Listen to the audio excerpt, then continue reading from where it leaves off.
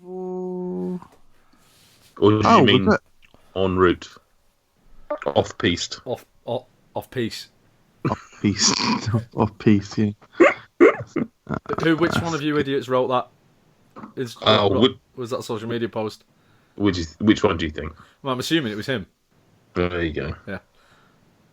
Yeah. Well, did you genuinely not realise that the phrase off-piste was off-piste and you thought it was off-piece? Of course I knew it was off-piste. Jesus. So why did you put off-piece? You said the first person to shout out. You didn't say... Oh, well, seeing as though we're on a tight schedule tonight because someone's been watching children's films, shall we do a podcast? Yay!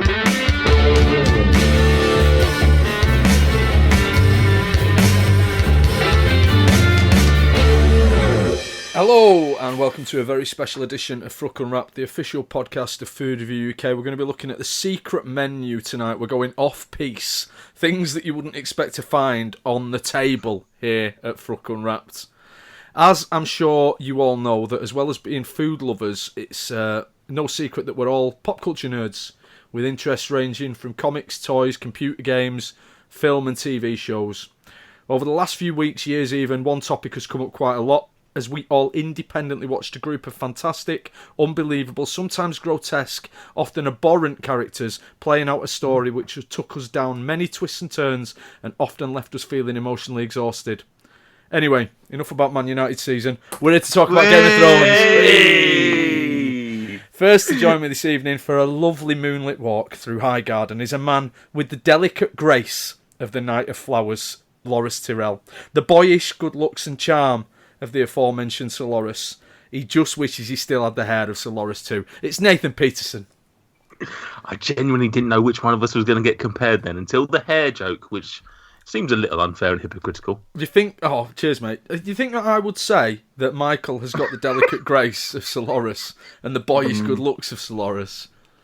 There were some indicators there, I think. They were my best Game of Thrones compliments. Oh, I can't wait. Hopefully you followed my usual tactic, which is to play up the first person and then destroy the second person. I'm nothing if not a follower of trends. So joining our Night's Watch tonight is a man with the combined genitals of Grey Worm, Varys and Theon Greyjoy. It's Michael Jameson. Happy to penis service. Brilliant. Penis service. How are you, Michael? Yeah, well, very well. Ready to get gotty. Get gotty. Get got. Get Correct. got. Game of Thrones, isn't it? David got. So we're not talking about food tonight then? A little bit. Oh, little bit. Cool. Little bit. Mainly Game of Thrones. Or as my son calls it, Game of the Thrones. Mainly Game of the Thrones, a little bit about food. I thought we would start off with a suggestion from Nathan Peterson to get us into the swing of things. Nathan had the idea that we should all come up with our own house mottos, the words of the houses of Jameson, Peterson and Bullock. I'll start you off, lads. I've got two options for you. So the words of House Bullock, the motto of House Bullock. My first attempt was, I thought, what am I famous for on the podcast? Winning Quivia, obviously, but the manner in which I win Quivia. So I've gone for the words of House Bullock are one more, once more. They are the words of House Bullock. But then I was feeling gangster. I decided to reword it, and I've changed it to plus one, cuss one, bus one. There you go. So they're the new words. Plus one, cuss one, bus one. The words, because I'm the most gangster house of all the houses of Westeros. I mean, not massively in fitting with the world. I can't imagine one of the lords, just shouting that in one of the castles, running into battle with his sword over his head. Plus one, plus one, plus one. Yeah. I love both of those suggestions. Which would you pick for me?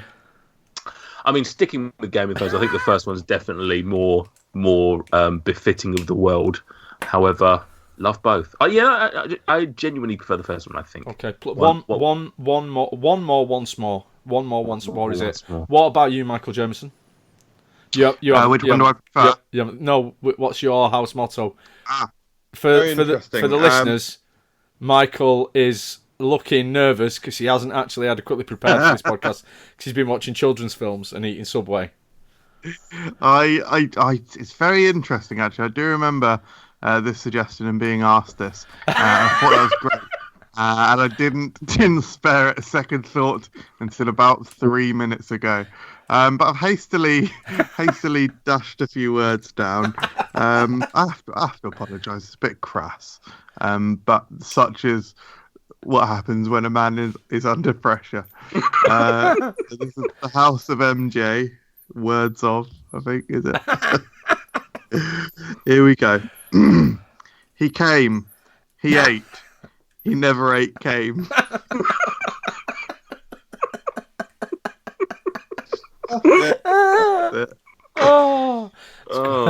It's very apt, isn't it, really? I mean, it's a lie, because everyone knows that you regularly eat came. Yeah. What is came? Out of interest? It's what you get after you. Well, it's the past tense, isn't it? What do you call it when you ejaculate in a campsite? Go on. Why is that? Why didn't it just come? Because it's past tense. I like it. Oh, that's clever. Oh. Yeah, that's good. That yeah, very good. Just make Technically, that up. Technically, thinking about it, once it's out, it is came, isn't it? Because you've done it, so it is past tense. So we're all wrong, really. I'm glad we put the English language right. Brilliant. No worries. Follow that then, Peterson.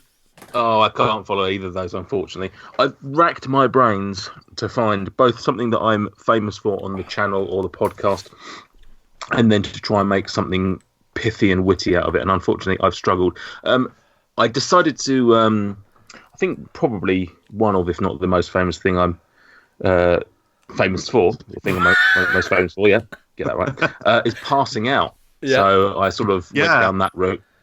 And unfortunately, I couldn't come up with anything original, so I've just stolen some of the words from Game of Thrones and essentially worked it around that. So either stealing the Greyjoy motto, which is normally "What is dead may never die," and going with "What has passed out may never sleep," or alternatively the House Lannister "Hear me snore," which I think is probably marginally better.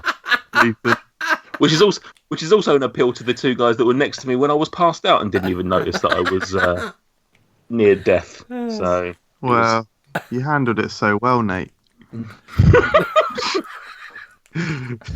Oh dear, but no, they're very good. I think they're both very, very good attempts. Very, very good attempts. Worthy second and third places in the competition of who's got the best words for their house. Oh, I'm happy I made even third on that list, to be honest. Right, are you ready for a spot of Game of Thrones quivia? Yeah, let me take my socks off first. Obviously. Q-U-I-V-I-A. Yeah, it's quivia time to play quivia. Q-U-I-V-I-A. Yeah, it's quivia time to play some quivia. It's like a cross between some trivia and a quiz, and as such it stands apart the two of those two aforementioned words. Q-U-I-V-I-A. Yeah, it's quivia time to play some quivia. Q-U-I-V-I-A. Yeah, it's quivia time to play some quivia. I'm going to be good at this, I think, because I've got a great memory, especially when it comes to TV shows that haven't been on for, 2 years? Game of Thrones. Cool. Right. What I've Game done... of Bone? Oh, Michael. What I've done for tonight's quivia is I have written 5 questions that are based around Game of Thrones and food. Okay, wow. So this is food in Game of Thrones and food inspired by Game of Thrones. There are 5 questions, some of which are numerical, and it'll be the closest one. Others are a point for the correct answer, so you can both get a point for the answer. We're going to start with Michael Jameson. We'll give the answer first. Nathan, you will also answer this question. What pie filling is traditionally served at Westeros weddings? A particularly flamboyant example is cut by King Joffrey himself shortly before his wedding to Marjorie gets the better of him. Michael, what is that pie filling?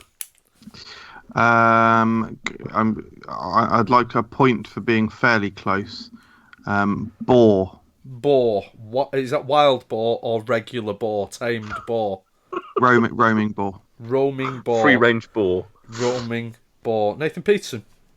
Oh, see, I think it might be. I think it might be some sort of bird. Pigeon. Yeah, I don't think it's pigeon. I was going to say boar and pigeon, to be honest. I'm gonna go with pheasant. Pheasant. I'll go with boar +1. I'm not a pheasant plucker. I'm a pheasant plucker's son. Okay, number 2. We've got Ommegang Brewery from Cooperstown, New York. Have got the license to brew official Game of Thrones inspired beers. They've brewed quite a few of them. Never had one because they're from America. Just prior to the debut of Season 8, they released a beer called For the Throne, which is a strong golden ale fermented with Pinot Grigio and Viognier grape juices and finished with a champagne yeast. It sounds bloody lovely. It sounds like a very grown-up beer. But what I want to know is, Nathan Peterson, what percentage do you reckon this beer is? Ooh. Out of interest, did Chumbawamba design that beer? Because that just feels like they've named every fucking drink. I drink a strong golden ale fermented with Pinot Grigio and Viognier grape juices finished with champagne yeast. Just for all our listeners who are born sort of 1990 onwards, Chumbawamba is a sort of small animal. They're rumoured to have feathers, and I think they're very often found in northeast Africa. Carry on. What are you saying then, Nathan Peterson? What percentage? Let me tell you that we're in a decimal place as well. Decimal place. I knew you were going to say decimal place. I know it. I'm gonna go 8.3. Okay, Nathan Peterson, 8.3 ABV. So MJ, will it be 8.2 or 8.4?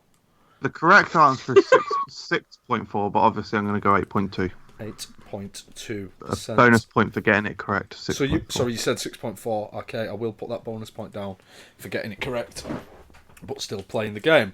Okay, next question. This goes to Michael Jamieson. The character of Hot Pie. Familiar with the character of Hot Pie? Him and Arya were on the King's Road North. You're annoyed because I said Arya, aren't you? And it's Arya. Arya's alright. Oh, I've always struggled to say it. I have, but now in my mind, I think if you remember, it is literally R as in R. Yeah, Arya. Yeah. It's actually a lot easier to say. No, I annoy myself for saying Arya. Then it's Arya. Yeah, Arya. And Arya is a song. Is it not area? Is it not? Arya. Lock down your aerial. Oh, no. Arya Stark. Hot Pie and Arya on the way north. They decide to split up. He wants to stay and cook in the pub, and he bakes her a loaf of bread in the shape of what, Michael Jamieson? Yes, I remember this. I think it's... Yeah, do you know what? This is actually one of the few episodes of Game of Thrones that I remember. I'm pretty sure... is it not...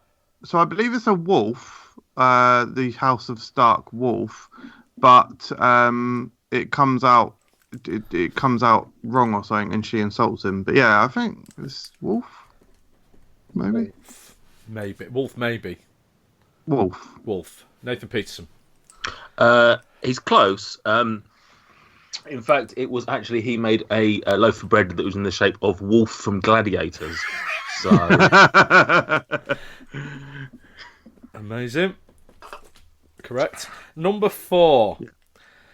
Which beverage came in a limited edition can, and I believe this was like ridiculously limited edition, like 800 cans. A limited edition can called A Can Has No Name. It was a plain white can which magically shows the names of Arya's kill list when chilled. Which beverage was released in that amazing sounding limited edition can? So hang on. So it's a beverage that normally goes by another name, but they rebranded it solely for A Can Has No Name. Correct. This is me, isn't it? First. Just you are better at hosting quizzes than I am, Nathan. I mean, you don't take big gulps of beer halfway through questions for a start, and you adequately tell people whose go it is to answer questions, things like that. Well, I didn't want to say, mate. And you It's nice having a night off, to be honest. Plan questions that people have got a half chance of knowing the answers to as well. So. Yeah, no, I like scrambling around without any knowledge of anything.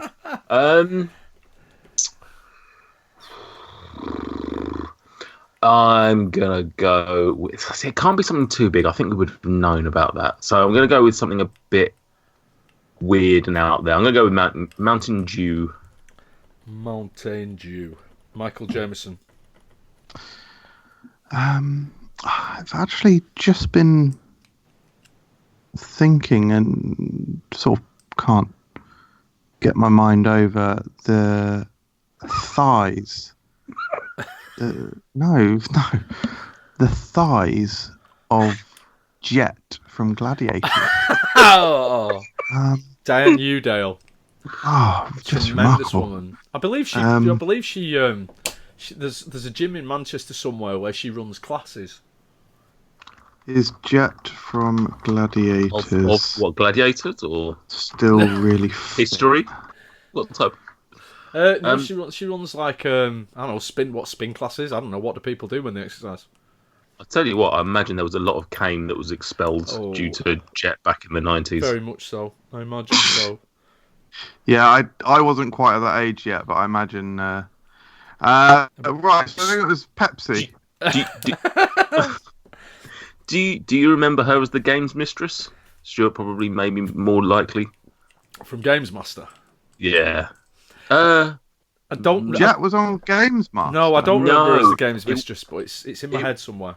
It wasn't on Games Master. There was a games program on Sky, and the main presenter was Big Boy Barry or something like that, and featured one of the early TV debuts, or the only debut of David Walliams, Wow. playing his best friend. Yeah, if you search for the Games Mistress, that just took her to another level. Anyway, carry on. Was it like an S&M themed Yes. game? Yes, I think it No, was. no. She was very much S&M. The whole show wasn't, but Games Mistress was very much, Jesus. very much S&M milfy. Yeah. No, was this Proper naughty.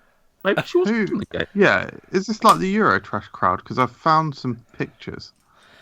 Games World, that was it.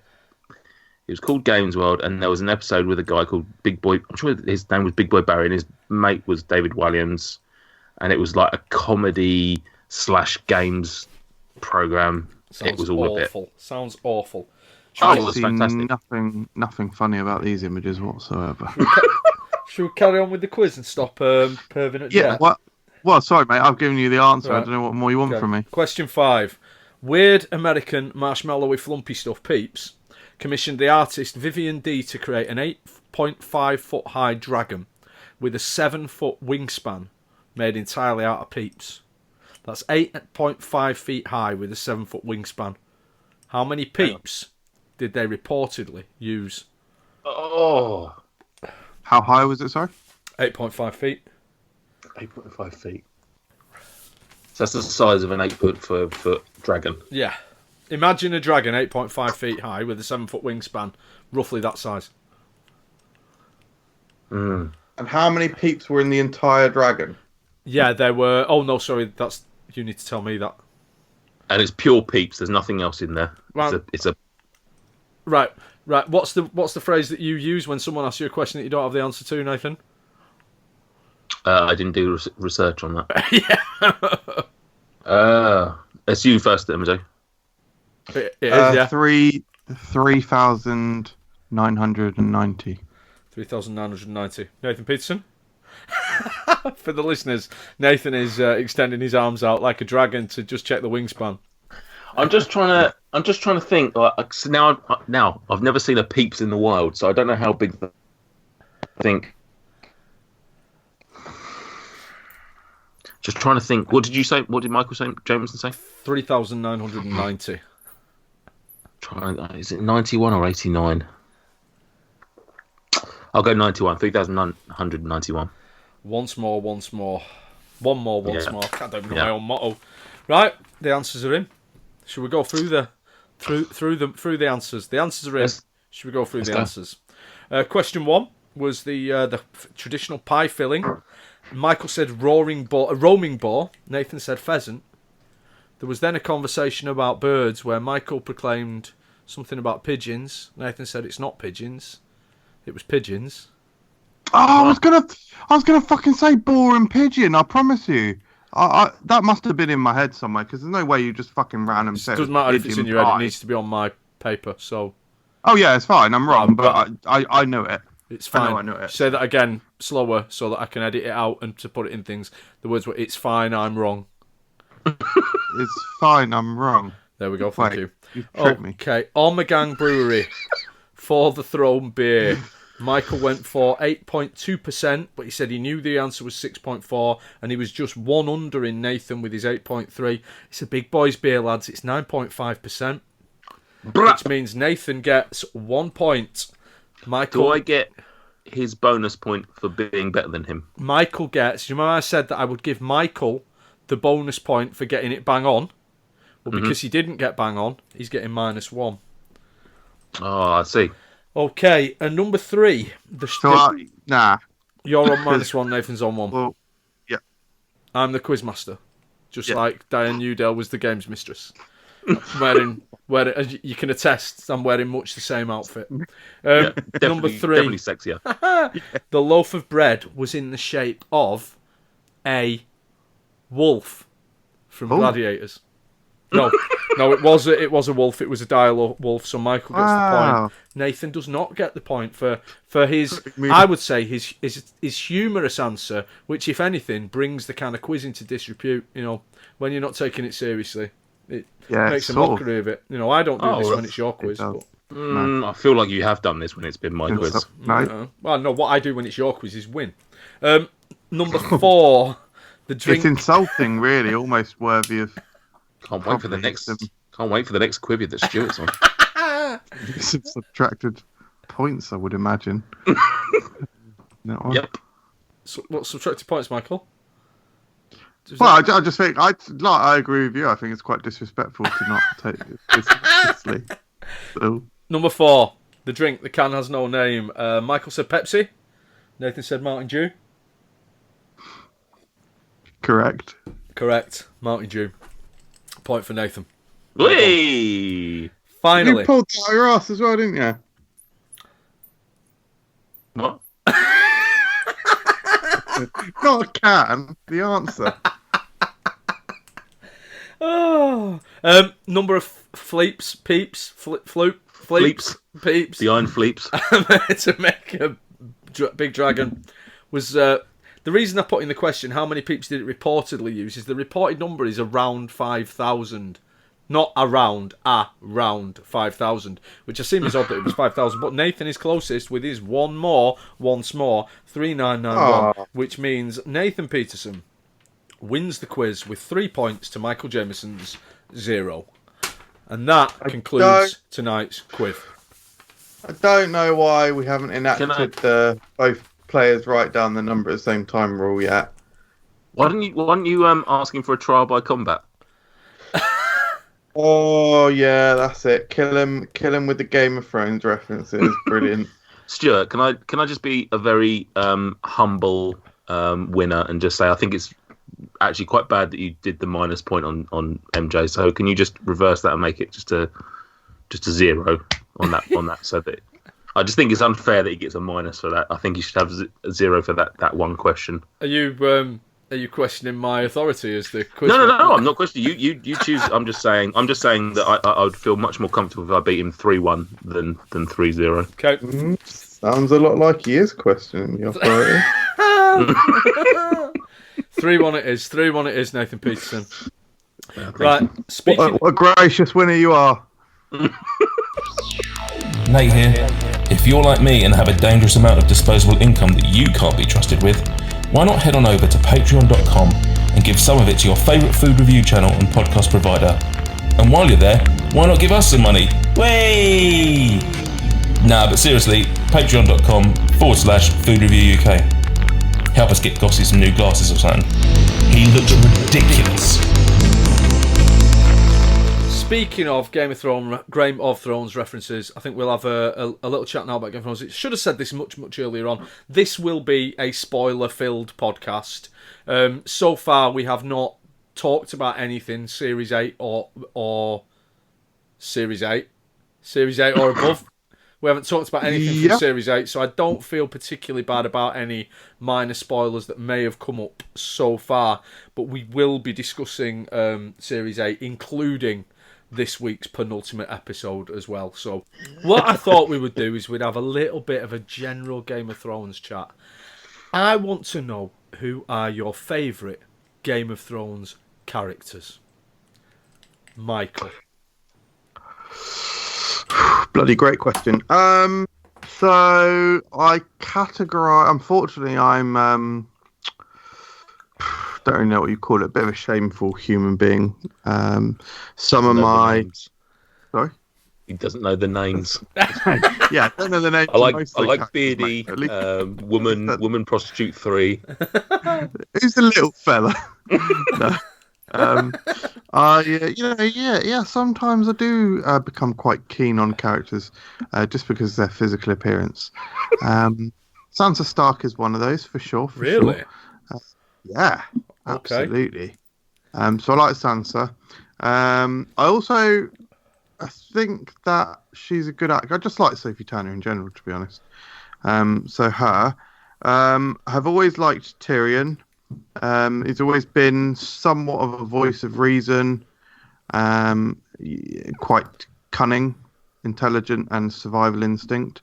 I like Jaime Lannister. I did used to like his arc, the arc of redemption, which is now a circle of non-redemption. Yeah. What the fuck? Well, I suppose we'll get on to what the fuck happened with this most recent episode. Yeah. Just liked his redemption, and there, these actors come along that every so often in the TV world, and they are filled with so much charisma that you're so looking forward to them, sort of making the jump to the big screen. And he's one of them. Nikolai Coster-Waldau. Coster-Waldau, isn't it, or something? Yeah. Waldau, yeah. He's one of these Dutch people that they have nowadays, isn't he? I think he's one of them. Yeah. Like all those Swedes you get, like the Skarsgård clan, House Skarsgård. So I'm looking forward to seeing him in more movies. And Tormund, bit of a fan favourite, isn't he? I loved Ygritte. I do like Jon Snow, but I guess those are my main favourites. Ygritte and Jon Snow. Well, Ygritte, I like Ygritte. No, Jon Snow, you bloody bastard. No interest in Ygritte. No. I couldn't make a joke about how Stuart didn't really put on much of a accent there. just talk normally. Yeah. Love Ygritte. Although to be fair, as a book reader, I loved her from the books, and maybe that's what carried through more so than the show. Maybe she didn't have quite the same level of not charisma, but sort of presence, I guess. I wondered when this would come up.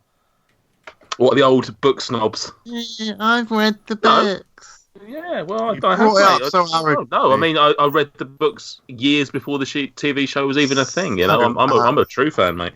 Anyway, carry on. Would you like me to go next, Stuart, or would you like to? Well, I'd like you to carry on with your. Is that it? You just like Ygritte? No. I was just sort of. I was retorting for MJ's thing. She wouldn't be necessarily one of my favourites, although I did like her. But my favourites, Tyrion, easy. He's an easy in, isn't he? I'd be disappointed in anybody that loved the show but said, "Oh, I'm not really a fan of Tyrion." Like, it'd be weird, almost. Yeah. Obviously, somebody who Stuart models himself after, pretty much, which is Tormund Giantsbane. Absolute next level character. Is the big woman here? Best line in Game of Thrones. Is the big woman here? Brilliant. He's a fucking just a don, and Yeah, much better than it should be. Obviously, in a similar vein, The Hound. Yeah. Wow. It also in a similar vein, but slightly different, is Bronn. Obviously, just lads, proper lads out there, just lads of thrones. Who else? Of the main lot, there's not that many. Like Jon Snow, he's all right, isn't he? But I wouldn't ever go, oh, he's my favourite. I wouldn't necessarily count him as one of those. I am going to throw in mind characters that I genuinely loved that have gone. Joffrey and Ramsay. Both utter shitbag cunts. However, in terms of I just enjoyed seeing their antics every week. Like, they were just horrible people, but I miss them dearly. I feel the show lost a lot. Like, Cersei, great little villain, but I've never really had a true, like, visceral, emotional hatred of her like I did for Joffrey and Ramsay. Without those bastards. Jumping forward slightly to a bit of a last this week's episode spoiler, the apparent demise of Cersei was not a satisfying conclusion like it was with Joffrey and Ramsay. With Cersei, you kind of you felt yourself kind of gunning, like just hoping that she was going to get out of it in some way, because she's a despicable person, but she has some redeeming features, whereas Joffrey and Ramsay don't, or didn't. No, although Ramsay did have a lovely sausage gag back in series 3, I think it was. So fair play to him for that. And also, I wouldn't necessarily call him a favourite, but I do want to have a little shout out to Euron Greyjoy.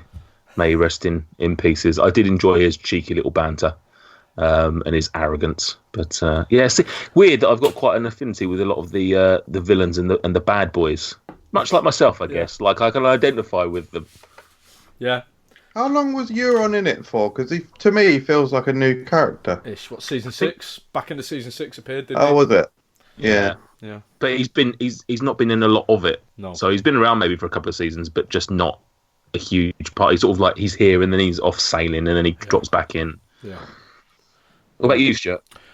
Obviously Tyrion, although I feel that there was a chunk of time where what made Tyrion's character great just dipped off a little bit. For much of season 8 in particular, he's lost that kind of I drink and I know things, and he's become almost a bit of a kind of self-pitying, didn't really have his place anymore because of what's gone on with Dany.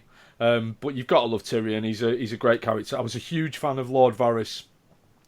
I thought Varys was and proved himself to be a good man who was undoubtedly a politician, but in the same way as Baelish was undoubtedly a politician but was self-serving, Varys put and proved with this week, put the future of Westeros above the future of Varys. And I genuinely thought that he was going to come out on top. I didn't think he was going to be on the throne, because I think who sits on the throne is I've been thinking it's a red herring for a while, but I was thinking that what would have inevitably happened would be Varys, a council of wise men would rule Westeros with perhaps Varys at the helm, Varys and Tyrion, maybe with your Geordie fella, what's he called, the Onion Knight, Sir Davos. Not Bronn then. Yeah, just that would have been a great ending. Oh my god, that was my prediction prior to. That was my prediction after the Battle of Winterfell. I thought. Go on. I thought that what we'd get is this inevitable, as it appears, this inevitable breakdown of the relationship between Dany and Jon. Jon triumphing, having no interest in being king, and putting this council of great men together with some kind of part for Sansa to rule in the north, perhaps. But it's not going to happen now, is it? Go on, Nathan. What were you going to say? I was going to say, no, I had very similar thoughts on Varys, and to be honest, until obviously last season, Littlefinger, I always thought the show would try and sort of prove that that the power would the ultimate power would actually lie behind the throne, which is what Varys and Littlefinger were. That they were everything that's happened is because of Littlefinger. Yeah. You know, at the end of the day, he's done so many little shitty things along the way that's just stoked the fires and played it for his own benefit. Yeah. And he and Varys were always there. Yeah. And I just genuinely thought they would almost like the very last scene would be some sort of typical scene between them and them sort of not playing chess physically, but sort of just showing that they're still fucking with each other, and you know. But sadly, both of them are gone now. Correct. Varys was a great character. All the big favourites, obviously Tormund. Just moments of levity Tormund brought. Exactly the point about Tormund and Hound being very, I think, are opposite sides of the same coin. Whereas Hound was a man who did not have any inner happiness, but was a formidable warrior and a loyal man. Tormund was the opposite, a man whose heart was filled with joy, regardless of what was going on around him, and always could light up a situation. I thought he was a brilliant character. I love Bronn. I'm concerned that we've seen the last of Bronn and that hasn't had a proper payoff, because he went and made his deal with Tyrion and then left, and I think that's it. There won't be a proper payoff to it. Yeah, so weird. I mean, we'll get to this in a moment when we talk about season 8 and kind of some of the concerns that I think a lot of people have got. I must say that I am really enjoying it still, but there are some characters who. Are we going to get any kind of payoff for Yara Greyjoy? Is that it now? She's back on the Iron Islands. You know, who knows? Doesn't seem to be. I just can't imagine. There's too many characters to revisit. Too much to do that. We're not going to get. Well, unless we get some kind of Avengers Endgame style scene with everyone there, you know, just reacting. Who knows? Yeah. Bronn, Hound, Tormund, Jaime Lannister. I've been a big fan of Jaime since earlier on. You know, when everyone says to me, but he shags his sister, I go, well, you can't judge him by what things are like in our country, because if your sister was the fittest woman in the entire country, then really you've got to question whether it's okay or not. And certainly at the beginning of Game of Thrones, Cersei was a beautiful, beautiful woman. Absolutely beautiful. Lena Headey looked absolutely stunning in those first few seasons for me. And then they shaved her head, covered her in poo and rang the bell, didn't they? And it ruined it a bit. But I imagine that's when Michael really started fancying her, though. Yeah, I'm a season 6 onwards fan. Yeah. The shame Get that shit back on, yeah. That shame made him came. And I do like Sir Davos. I think it might just be his lovely soft northeastern accent. I do know Tyrion. I'm not much of a fighter myself, like Tyrion. You know, if you think of all them great big battles I was stood up on the thing, like just watching and all that. Now I'm not a killer and all that. Tyrion, like how we. I would just once if they could have Sir Davos say Hawaii. Yeah. Or I Divanar. Davos, Jon Snow. Davos, what should we do? I Divanar, John. It's gone canny wrong, like, hasn't it? Like, Divanar. I've not been able to think straight since Stannis burned his daughter. Like, it kind of burnt into my memory. Yeah, I like Davos. Yeah, he's brilliant. Yeah, very, very forthright, very earnest, unassuming lad. Again, someone who would. Did you? Yeah, you already said. Yeah, someone who would fit well on the council if there were one.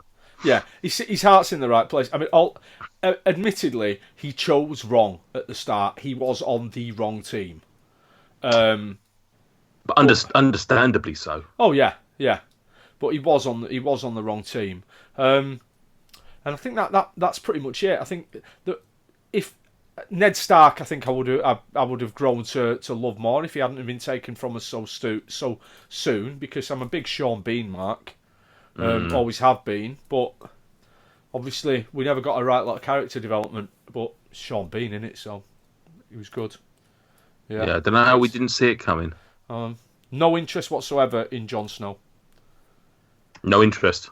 Not really. Ruined it for me when the Battle of Winterfell. Just completely, his head went. He shouted at a dragon at one point, didn't he? He shouted at a dragon. Yes, but have you seen the theory behind that? The shouting at the dragon? Yeah. No, go on. Now, I don't know. I don't think they've actually come out and officially confirmed this, but somebody's been through the episode, and having watched it myself, can sort of maybe see where they're coming from and maybe see that it could be true. But just before he shouts at the dragon, you see him sort of pop his head up, and then he goes back down. And somebody on Reddit has suggested that when he popped his head up, he saw Arya running along sort of the rooftops towards the heart tree, towards Bran.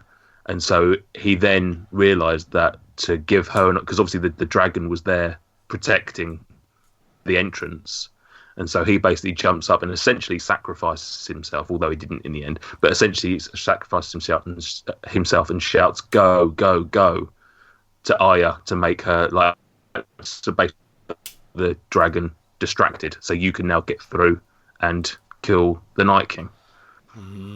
It's a theory, and if you watch back that scene, it does sound and look like he's shouting "Go," which would be a weird and mental thing for him to be shouting at a zombie ice dragon. Well, what would you shout at a zombie ice dragon, Nathan? I mean, what's the accepted convention?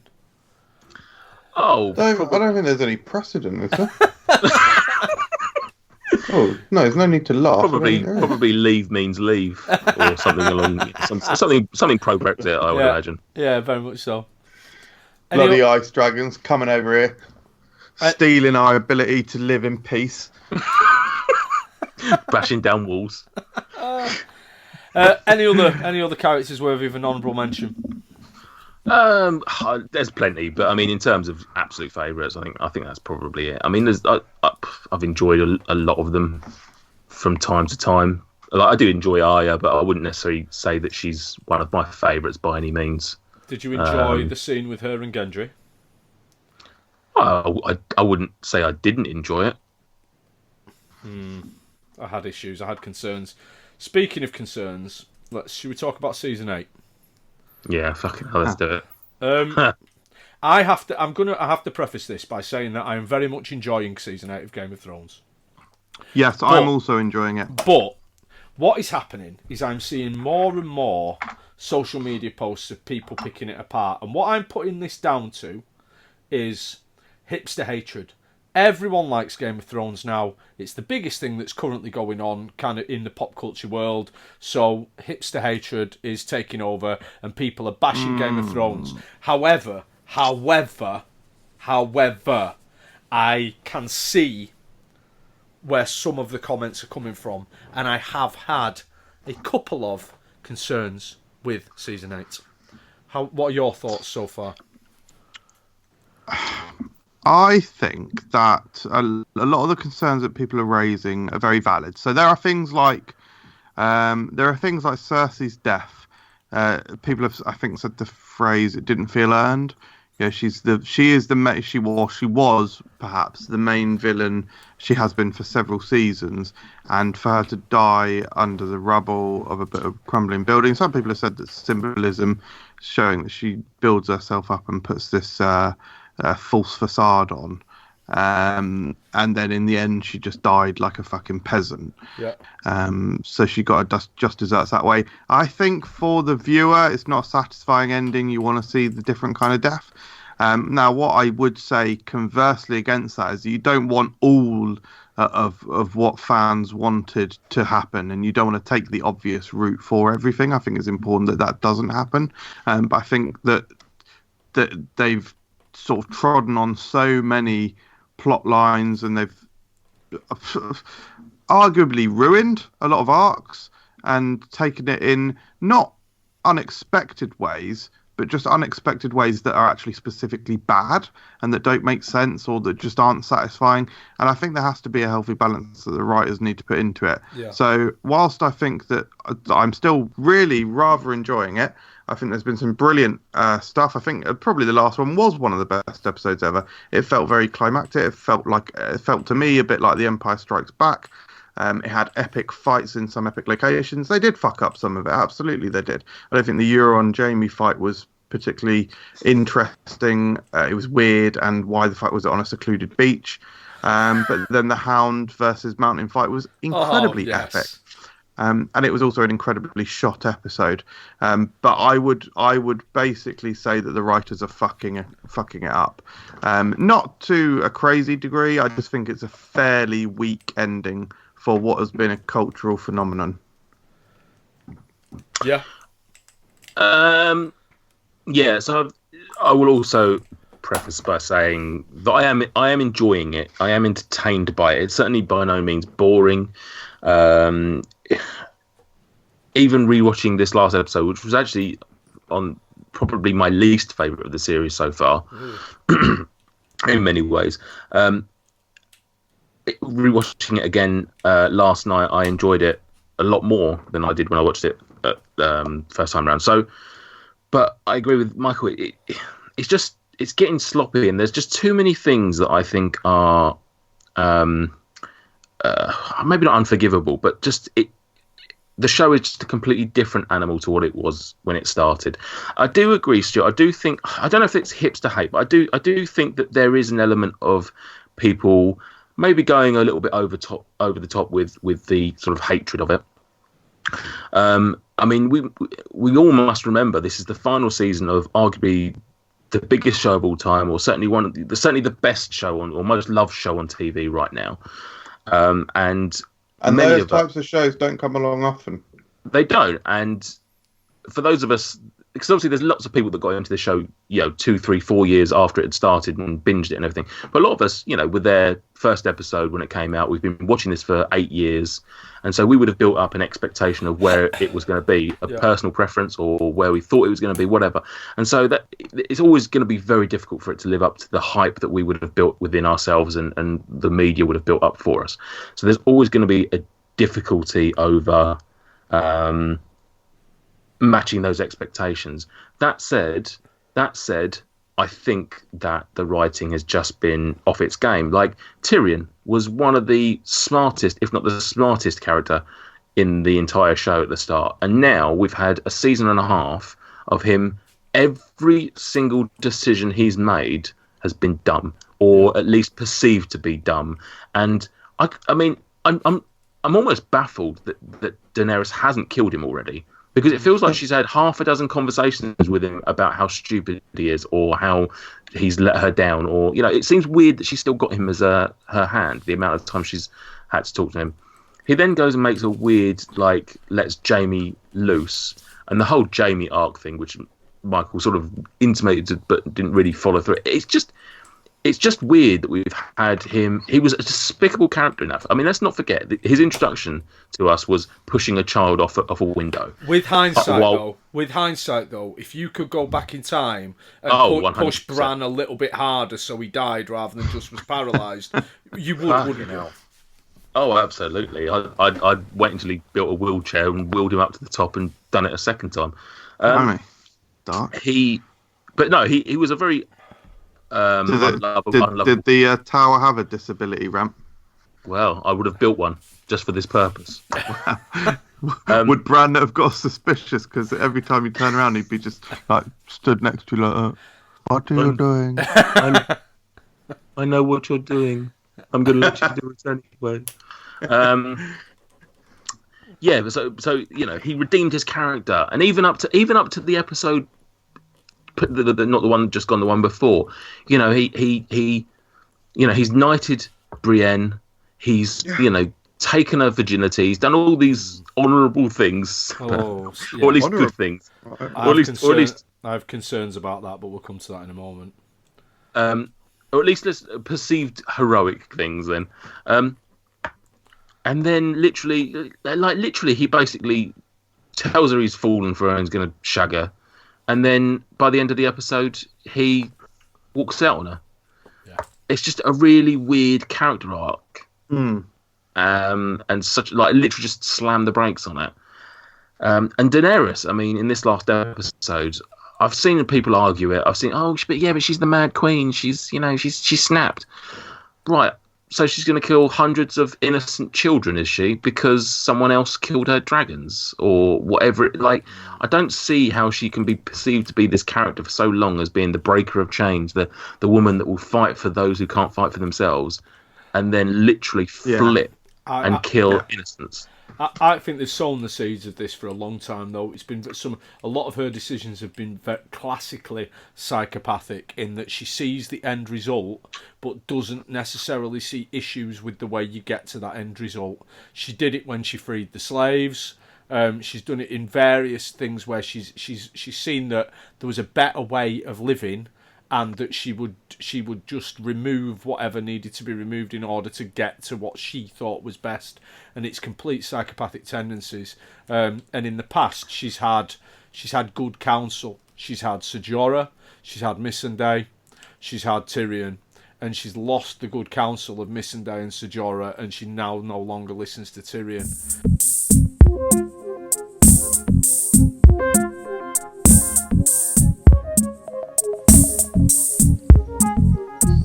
Social media, what does it mean to ya?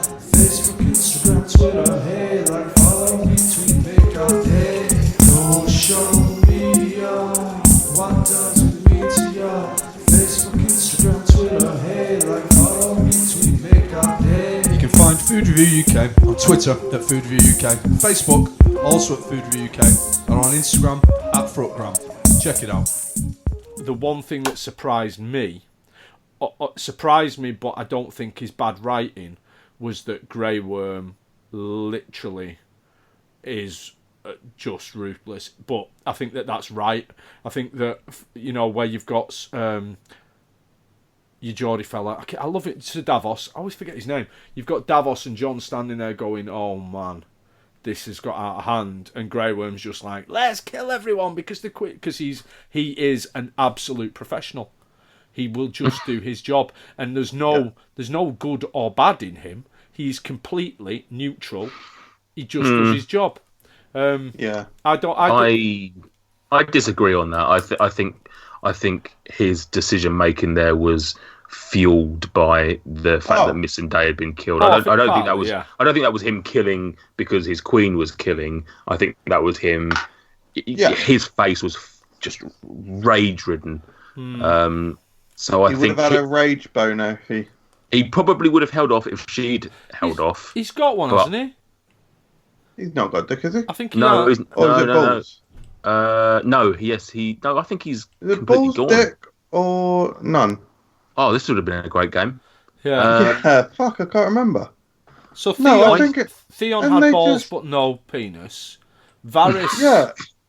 Greyjoy had nothing. No balls, right? Because I think he had nothing. I can't remember. I think he might have had a shaft. Michael, can you Google, did Grey Worm have a big worm? Does Grey Pink worm? Did he have a pink worm? Does Grey Worm have a personal worm? All right, Google prediction. Top three predictions of Google predicting. Does Grey Worm have balls? Yeah, fine. Does Grey Worm have a willy? Last one. Does Grey Worm have a wiener? A wiener.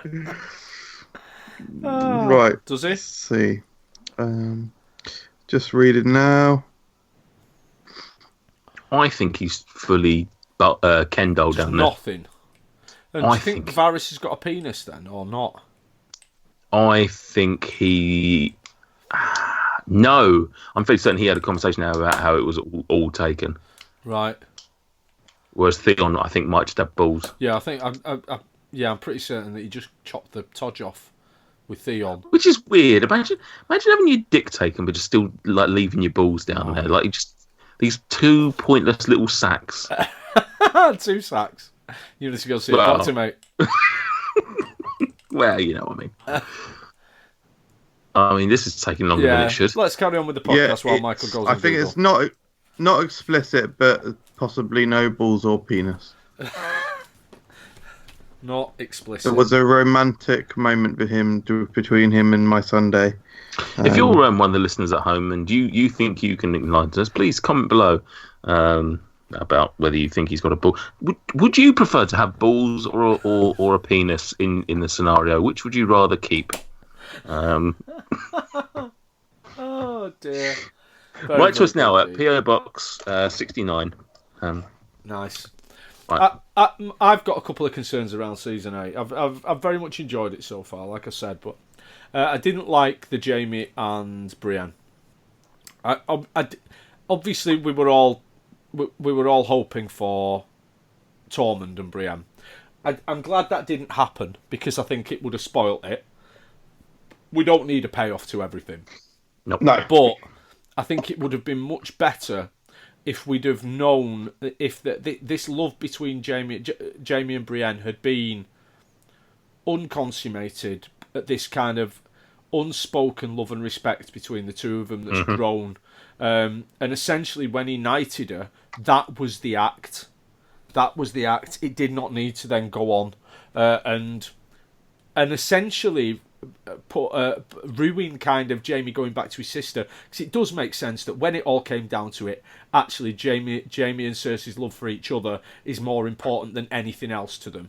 And that's, because their children, all of these incestuous children that they've had, were not because they were bored. It was because they just had this unbearable love for each other, and it's almost fitting that they did come back together at the end. So I was happy with that. I'm unhappy that certainly it feels like last night's episode for me could have been split over 2 episodes, and there could have just been more time given to things. Jamie and Euron's fight could have been a 10-minute set piece.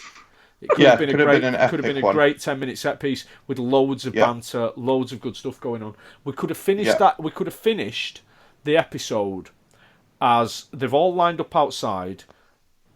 Dany torches the Iron Fleet and then bursts through the gates, and they run in, and then it cuts. And then the next episode, we see the invasion of King's Landing, and we have not seen yet Dany's complete heel turn. I thought that might have been better. I agree. Characters that we're invested in, Tormund. We've seen the end of Tormund now. That's it. We've seen the end of Tormund. We've seen the end of Bronn. They haven't had a payoff. They've just gone. And in a way, that's nice that some of these characters who weren't as dark, that didn't necessarily have anything invested in a kind of vendetta or anything, can just go off and lead a life. Because we're assuming that Tormund's just gone back north and he's going to be fine. Bronn's going to go somewhere with all his gold and he's going to be fine. So, fair enough, I suppose. But I just wanted these were the characters I was invested in. I'm not invested in Yara Greyjoy. Ever since her brother fingered her when they were on a horse, she's knocked me a little bit sick. But I'm not invested in her. I just feel like it's been a bit rushed. I've heard that apparently HBO just told the showrunners 1 more season, wrap it up, which I don't really get why.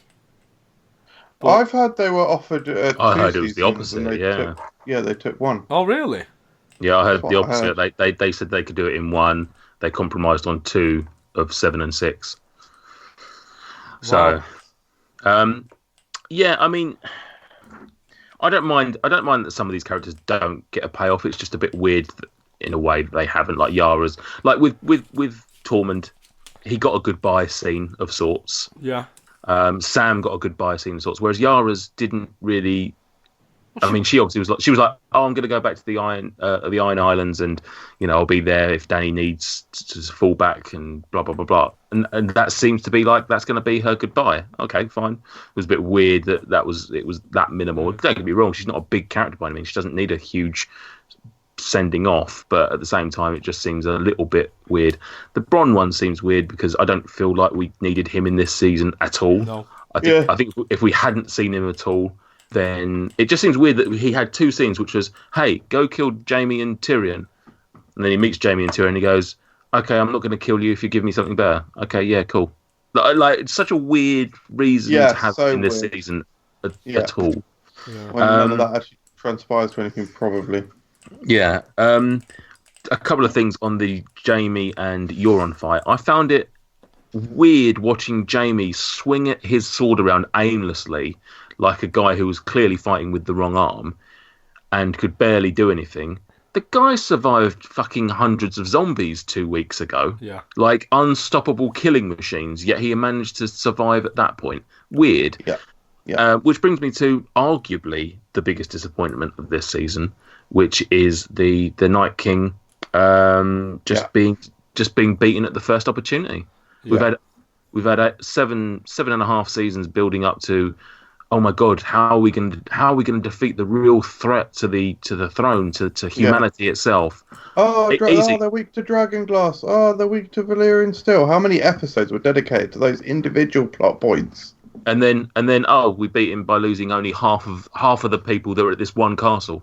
Yeah. It's not, literally, there's thousands, millions of people that don't even know they existed, and it's just like, oh yeah, half of us just fended him off. He's fine, actually. So that was a bit disappointing, and so weird as well. Yeah. And tied into that, the Bran storyline just ultimately seems like it's just been an anticlimactic. What's the point of him? Like, he's bait. It's built up to that he's been bait because he's basically Google. There was this online theory that Bran, the Three-Eyed Raven, is the big bad, and that the Night King actually was coming to get him because the Night King knew that Bran was the bad, and it appears that that's not going to play out. I think we've seen the last of Bran, have we? I think we'll see him, but I don't think he'll do anything of note, which will be pretty much the same as he's done in the last fucking 7 seasons. Trick, yeah. So yeah, it's just these big things that seem to we've spent so much time on and ultimately have ended up being pointless, worthless.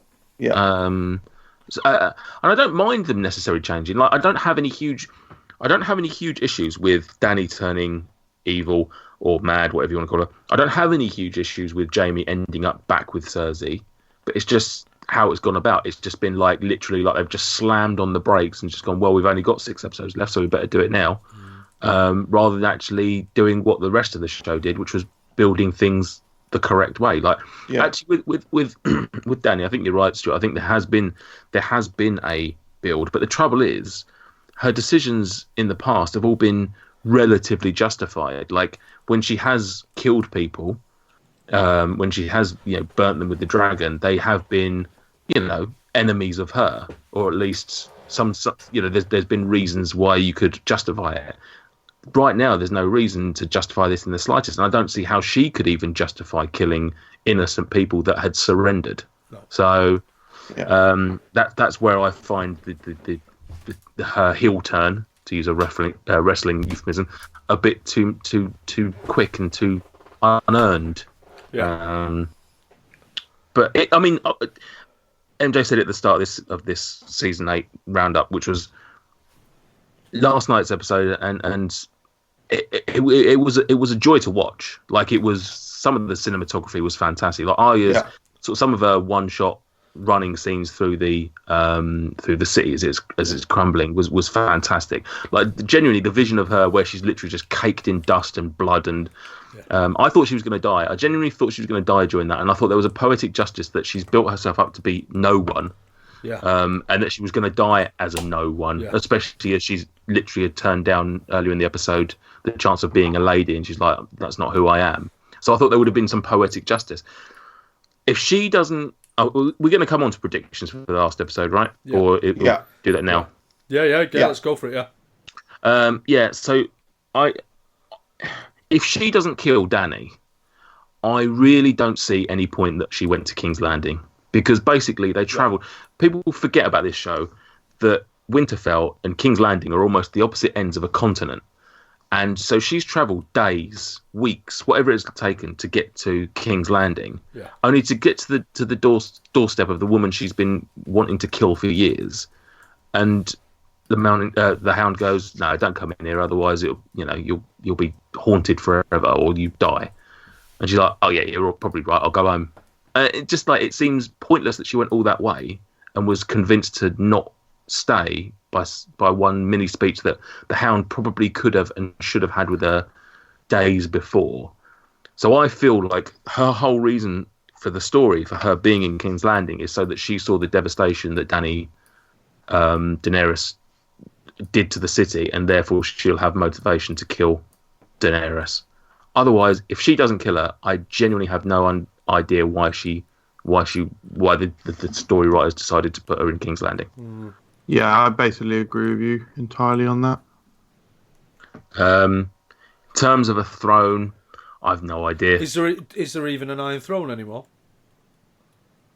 Well, there's probably not, but a throne of a metaphorical throne, then a ruler of I just don't know who it could be. John just seems far too convenient. Maybe they just all end up killing each other. Yeah, maybe dies. Everyone dies, and then Gendry comes in and saves the day, and he's the rightful king or something. I don't fucking know. Or everyone dies, and then it goes to black, and we see a streak of light across the middle, which grows wider, and then we hear a northern voice go, "Bloody hell! How long have I been asleep for?" And then Catelyn goes, "Oh, Ned, you've been asleep for ages." And he opens his eyes and he goes, "Has Robert arrived from King's Landing yet?" And we see the first episode, and it's all been Ned's dream. Oh, I'd fucking love that. Or Columbo.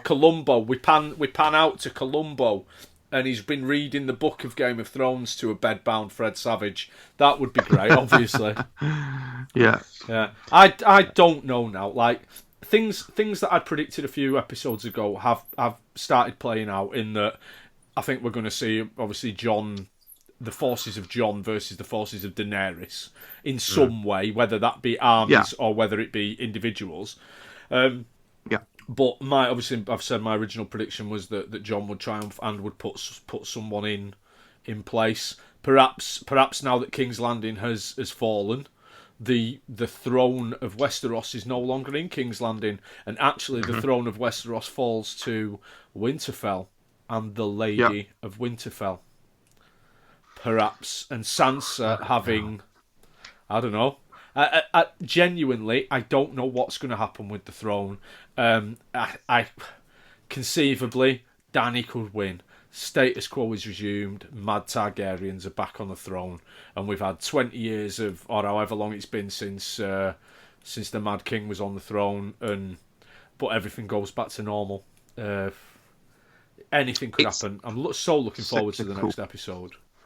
It's it's a weird one because this show and the books have been very much all about, look, the good guys don't always win. Like I don't think there's many people that when they first watched this show would have seen, Ned, who would have easily been perceived as being the hero of this story, dying at the end of the first season. Even then, you go back and go, oh well, Rob's now the hero. Clearly, he dies at the end of season 3. So this show and the books have always been, look, just because you're a good man doesn't mean you will win. So there is part of me that goes, look, Dany's gone mental, and clearly everyone who was like, oh, I think Daenerys will end up on the throne because she's so bloody lovely, now will not want that. No one will want her to be queen. No. But does that mean she won't be? It's hard to say. I mean, she's got a fucking dragon, and all of the weapons that could be used against it have been basically destroyed. So how does Jon and his side beat a dragon? Very fucking difficult. Unless that's where Bran's going to come in, because he can walk, and he was told he can fly. Maybe that's going to be the end of his story, which will be semi. It won't be particularly satisfactory because it just seems a little bit convenient that right at the very end that's what he does when he's not really shown. That's not what his character's been about. It's just a bit like, oh well, we'll finally pull out one of his superpowers just because this is the last episode and we need to wrap it up. Jon feels too convenient. Maybe he'll defer it to someone like Tyrion if Tyrion survives, which I don't think he will. I think Dany's going to kill Tyrion. I think he's gone. Yeah. Sansa ended up on the throne. I do quite like Sansa. I think her arc has come around pretty well, but she's been a bit of a cunt this season, hasn't she? She's been a bit of a dickhead. So I don't know if I'd be particularly enthused by her being on the throne. Don't know, really. I joked about it, but technically, like, Gendry could be the king because ultimately he was Bobby Baratheon's his now legitimate son. Well, we're still. Having said that, I suppose it's passed to Lannister, hasn't it? Which is the issue. Well, I had this conversation on the binge group earlier, and who is the rightful, like, ignore what's happening in this episode. Had Cersei died of natural causes, the next, because I sort of suggested maybe it was Tyrion because he would have been the next Lannister because she doesn't have any kids. Yeah. But then they said, well, no, Lannister isn't the royal family. It's all about the Baratheons, and it doesn't work that way. So I don't know. I genuinely don't know. So I don't know. This is the thing. I don't think they said out. So we'll find out. We'll find out on Monday. Yeah. But I could equally see your theory panning out, Stuart, that it isn't a ruler, that it is a council of sorts, a political council. But who would that be now that Varys is gone? Tyrion, Davos, Jon, Sam. Who? Jon, Sam. Sam would be a good call to be part of that. Yeah, maybe. Predictions have kind of all gone out of the window because last night's episode was just so mad, just so absolutely crazy that I can't predict where it's going to go. I still think I am clinging to my prediction of some kind of council, but I will say this: as much issues as I've had this season, I mean that was I didn't see Arya killing the Night King. I didn't see Dany turning that mental. I could see her like literally burning up the Red Keep, but the entire like peasantry seemed a little bit strong. So yeah, I will say they've got some balls this season. They've done some things that I didn't necessarily expect them to. But so this final episode could be absolutely anything. And just to play into the Arya kills Dany thing, I did Google, and apparently Daenerys does have green eyes. And obviously that plays back into Melisandre's word to her about you'll close many eyes, brown, blue, and green eyes. Yeah. So she's I'd be surprised if she doesn't end up killing her. Did we get a close up of Dany's eyes at some point last night? Maybe, I don't know. We might have done a bit of foreshadowing there. Yeah, I'm going to go with that. Arya kills Dany. And she said in the last episode, they said, where are you going? And she said, I'm going to kill the Queen. Yeah. Which is very ambiguous because obviously she didn't say Cersei, she said the Queen. And now technically Daenerys is the Queen. I would assume that's how it's going to start off and play out. Correct. I mean, if they don't do that, it's the about the only kind of foreshadowing that they've done this season, really. Yeah. Everything's just been sidestepping. Yeah, she needs to kill Dany. Yeah, I hope so. Must happen. Tell you what else must happen. Social media, Michael. It must happen. Yeah. Social media. We've got a little bit of Facebook and we've got a little bit of Instagram this time Oh, round. nice. What are the ratios? Heavily weighted towards Instagram. I forgot there's no one jingle now for that, isn't there, as well? That'll need to go in. Yeah. Do it now. Suck man, it's time for questions that you posted on all the platforms that you utilize to provoke our replies. Although increasingly our posts take the forms of statements that require no response, as opposed to the questions we requested in our initial posts on the aforementioned Suck Man.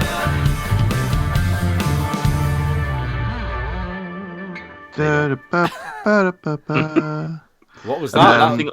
That's not how the jingle goes, Michael. Yeah, I've not learned it off by heart yet. Yeah. Are we still not getting responses on Club Penguin? Oh, mate, I leave those responses to my personal time.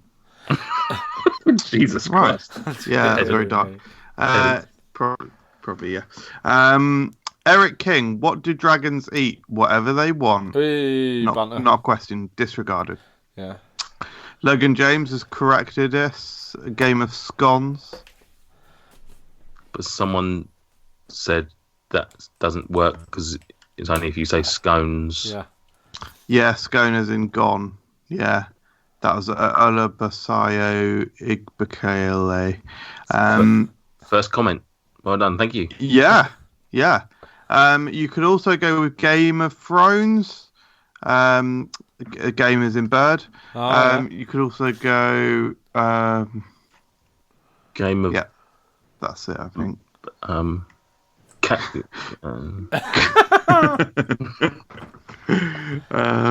Yeah. Only if you're common. Luke Stevens has suggested it's only that pronunciation if you're common. What, scone? Interesting. Yeah. Or scone. Scones. I can't tell what he's saying it about. Scone or scone. Probably the context of trying to sort of talk about pronunciation with typed words, isn't it? Really? Yeah. And then Stuart has said off-piste, which is correct. Correcting me. Yeah. Over on Instagram, Olish Plinsky says, so this is brilliant. This needs to be a regular ting, fellas. Get them wacky topics out and about. I've never watched Game of Thrones, but it's like The Walking Dead with dragons, I think. Who's your favourite Walking Dead character? Bet MJ's is T-Dog. Olish Plinsky. That's a deep pull. T-Dog Olish Plinsky, if you do not know that I've made a comedy video, basically, if what you search for, I think you need to search for like where is the T-Dog action figure. Basically, I do this whole. It's a very funny video. I go through like the announcements of all the Walking Dead waves of figures. It's actually really funny. It's one of my favourite comedy videos I've done, probably. Olish Plinsky's also corrected me, saying it's off-piste, not off-piece. Correct.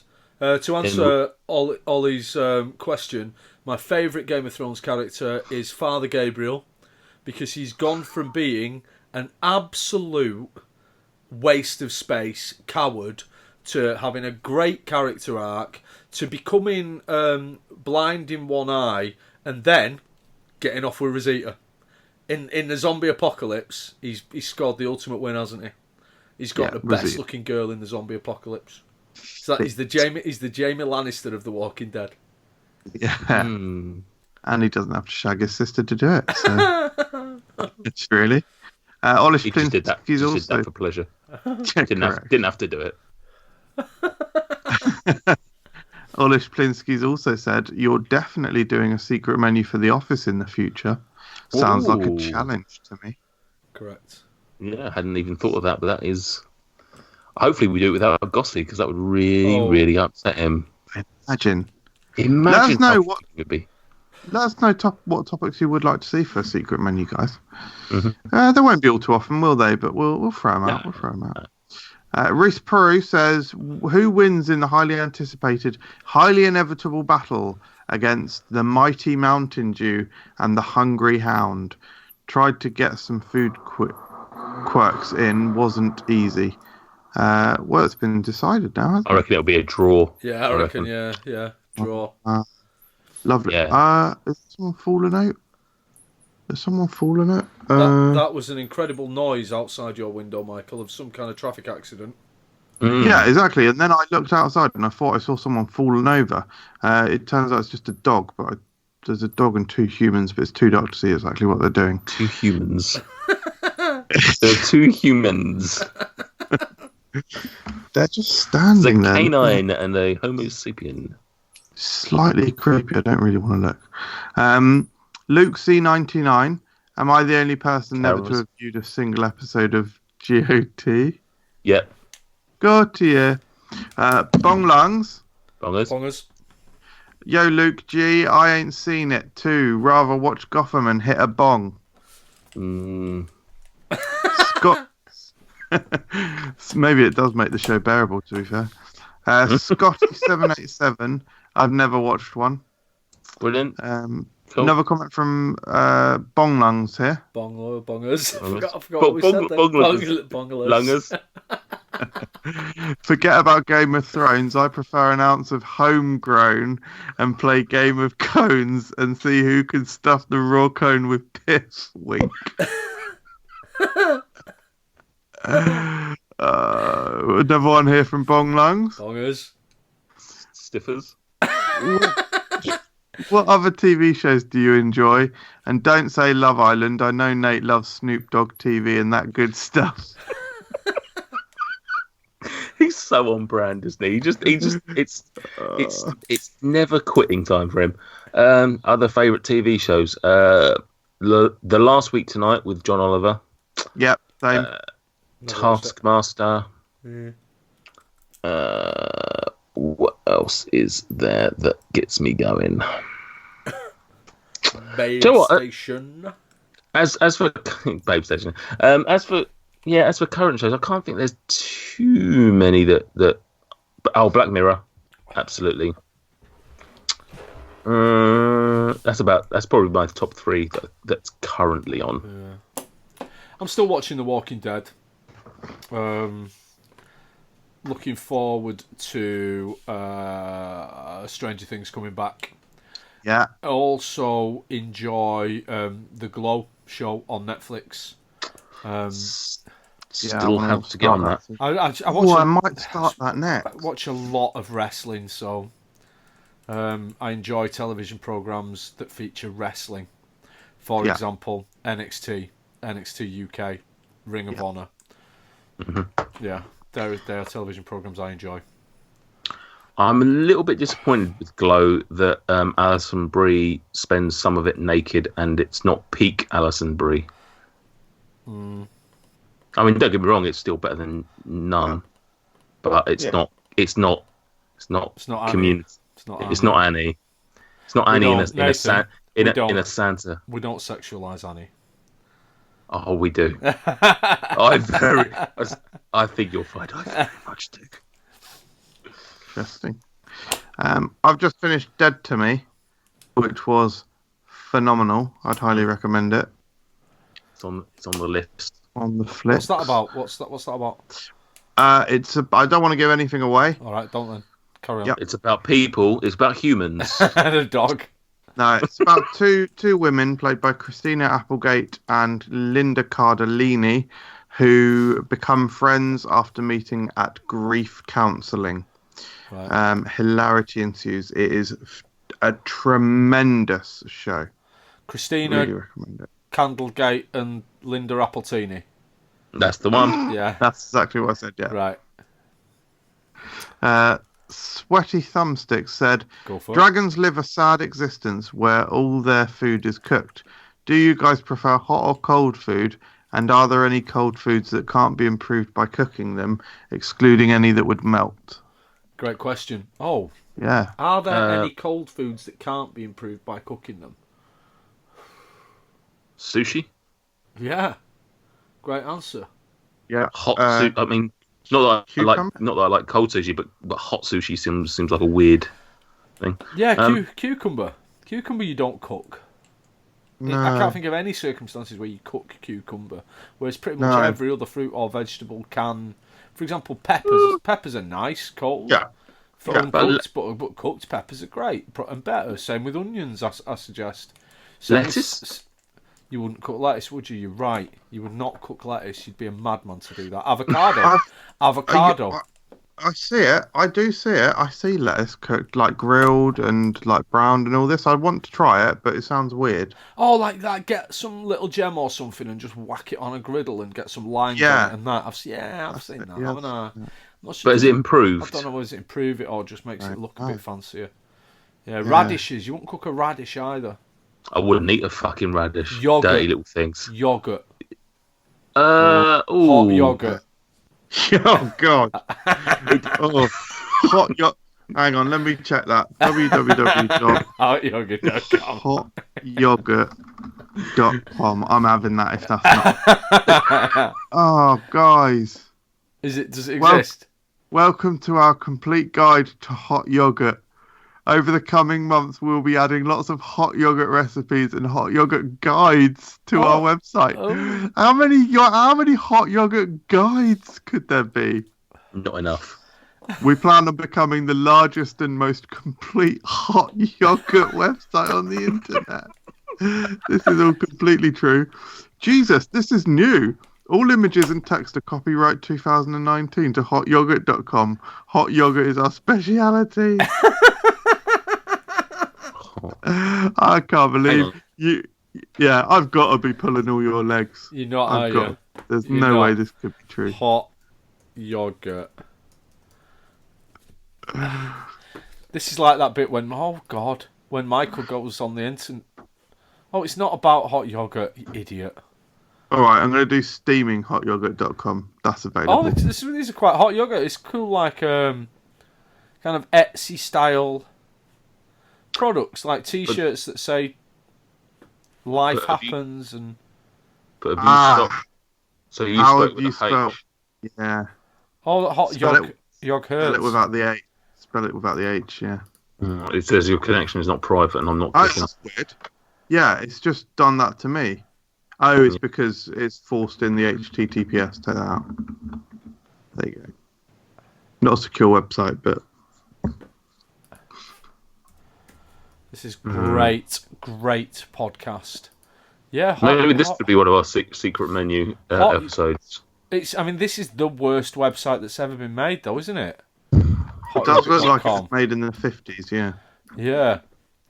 I'm going to Hot move on, I yogurt think. is our speciality. Iranian hot yogurt soup. That picture there that you can see of hot yogurt. Yeah. That's it. If you were to crop that so that you only saw like the food part of it, Yeah. it would look like a disease. It would, Do you know yeah. what I mean? I could imagine that being like a picture for hemorrhoids or something, Boils. or herpes, Creamy which, boils. which ironically hot yogurt probably would cure.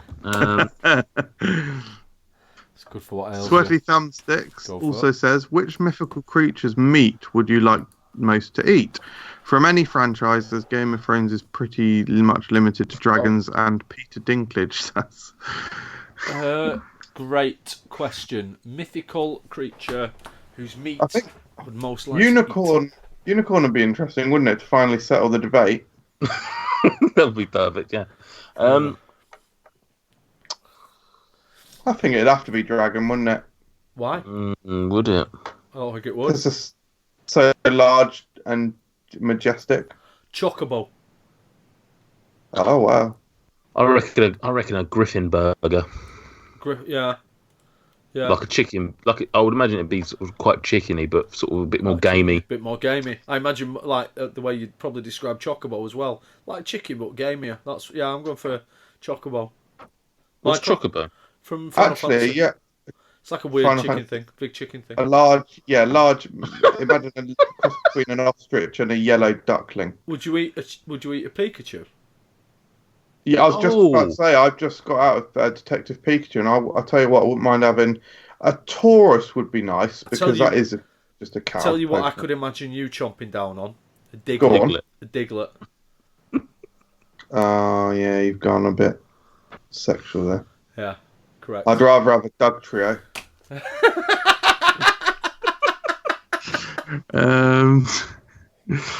I don't get it. It's three Diglets. So, yeah, Right, Diglett's evolved form. Claire, about your ears. This is Maddie Mad World. This is the I'm either being catfished, and this is someone who claims to sort of have some sort of crush on me, or it's genuine. Probably the catfishing. Anyway, they've said raw, RAWR. It's the sexualized version of raw, I believe. Yeah, it's a very yeah. I'm going to move on from that one. Bong lungs. Bongers. Jason. King Eats. I know this episode is not about food, but the real question is, what snacks are you popping open and munching when sat in front of the telly, and what drink do you enjoy with the experience? Quick question. Last night I had a pint of water while I watched Game of Thrones because I didn't drink anything last night, and I had a Lidl own brand mint Magnum style ice cream thing. Yeah, that was last night. I will tend to. I'm very much a beer and pretzels man for television snacking.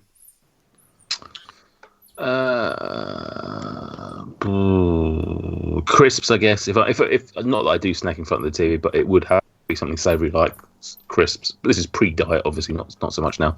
And drink, yeah, whatever's around. To be honest, nothing particular. Hot yogurt. Squash or hot yogurt, yeah, preferably. Yeah, mine's usually water and I would say chocolate is what I'm eating in front of the TV, I guess. I'd like to give a special shout out to another couple of Aldi products, actually. The Aldi chocolate, right? You got to keep a real eye out for this because the packaging is not very clear. The text that says exactly what it is very small. So you want to look for quite an unassuming brown paper bag style packaging. It's a thin bar of chocolate. Why were you stroking your microphone just then? I was wiping the dust off. That's a stroke. That's right, definite. It's like an ASMR video. All right, Nate. I was gently caressing my microphone so as not to cause interference. Okay. Stroking. 2 flavours. One was like a blonde chocolate with pecans and sea salt. Oh. Yeah, and the other one was a white chocolate with tiny fractions of espresso bean. Fractions. And Felatine, the Italian Fuetine, the little tiny crispy wafer bits. Fractions. Oh my god, that one was phenomenal. Just remind me again why you're talking about Aldi. Just because I mentioned Lidl own Magnums. No, that's what I chocolate because I eat chocolate in front of the TV. Oh, okay, yeah. That's what I was eating a few days ago. But yeah, I did think you said that. You did. Yeah. Frankie Funko says, try and all come up with a fast food restaurant that would be in the Thrones universe. Can't use a coffee shop as that is canon. Burger King in the north, KFC King's Landing, fried chicken, etc. Good. Oh, 5 Gendry. 5 Gendrys, 5 humans. I should have probably thought about this question. oh yeah, I didn't see this one. Got it. No, this is not very good, but I'm going to say it anyway. Gourmet Burger Khaleesi. Awful. Yeah. Yeah. That's terrible. Wagama Sundays? No. Wagama Sundays is.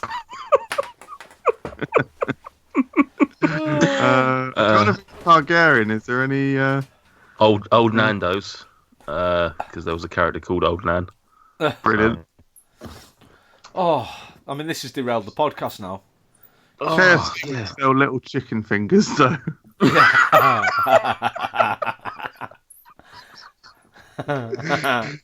That's possibly the best thing you've ever done. Cheers. Well done.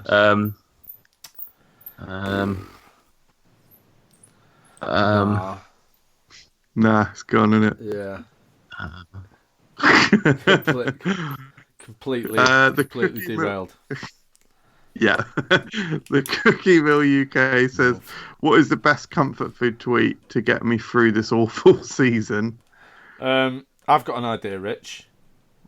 Why don't you take your negativity, shove it up your backside, and see if that takes your mind off this awful season. Enjoy your honeymoon, Rich. Remember, with Chris. Yeah. Leon Tricker, I'm about the same age as Stu, early to mid-40s. Because I forget every time. And watching Game of Thrones reminds me of school trips to historic and medieval sites, medieval Lego sets, the TV show Nightmare, and playing Warhammer Fantasy Battles. Does Game of Thrones stir similar feelings of nostalgia in you chaps? Very much so. Yeah. No? No. Did you not? Which of those things did you not do? All of it. You never went on a school trip? Not to somewhere that was Game of Thrones. Never had Castle Lego? Never had a medieval Lego set, yeah. Not that I can remember. Never watched Nightmare? Oh, sorry, yeah, I missed that one. Yeah. Never played Warhammer? Nope. You've never played Warhammer? No. Weird. Yeah, that is odd, isn't it? I used to buy. Was it White Dwarf? You used to buy White Dwarf, but you Used to didn't play Warhammer. Yeah. That's even worse. That's like someone who buys a skateboard to carry it around under their arm to make them look like a skateboard. Yeah. Listen, But so much worse. I don't play Warhammer. Are we saying that virgins aren't allowed to look at pornography? Is that what we're now saying? Is it that you have to have some sort of experience with what you're reading and watching? Are you saying that you jerked off to White? a White Dwarf, yes.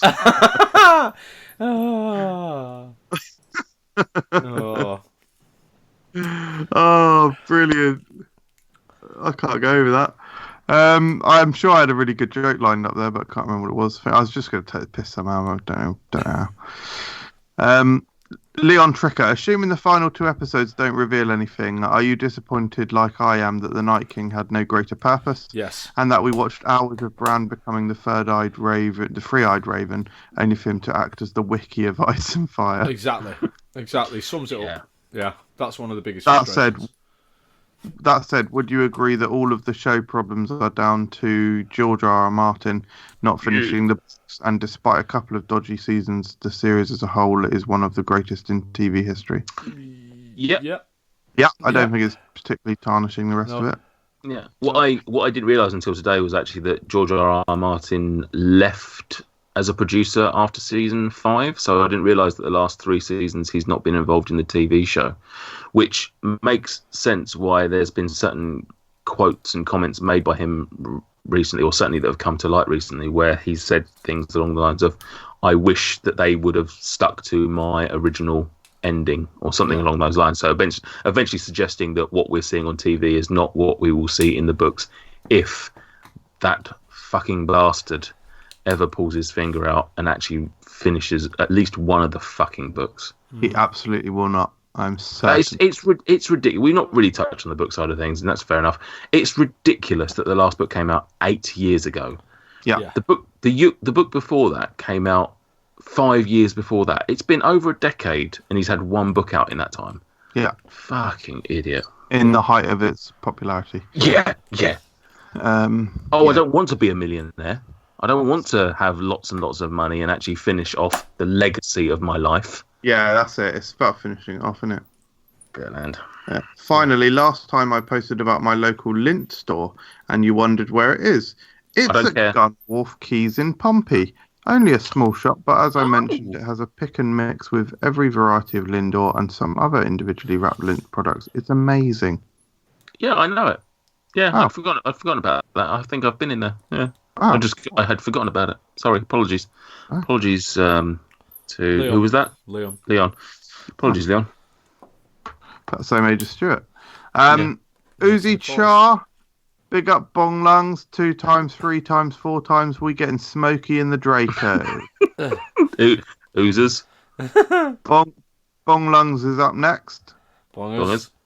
FRUK is the gang. Big up Uzi Char with that drink. Double heart emoji, swords clashing emoji, pistol emoji.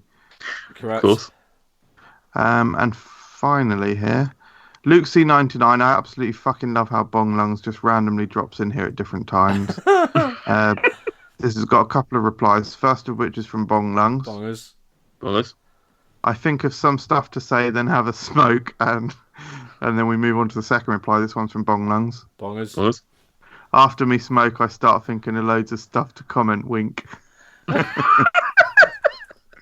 And that is it. That's all we got on this social media. Nice sock, What a lad. fucking mentalist. Nice sock, Right. lad. Lads, it's time to play a game. We pull the name of the character out of a hat. You tell us what to think about that. Will the next character's death be Greta or Sharia?